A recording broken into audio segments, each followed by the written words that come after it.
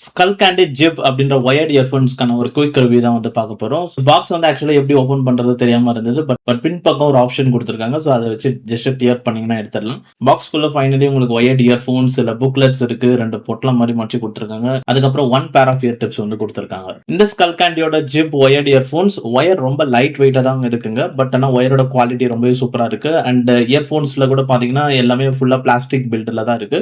Build quality ஒண்ணும் அந்த அளவுக்கு ரொம்ப சூப்பர்ன்னு சொல்ல முடியாது.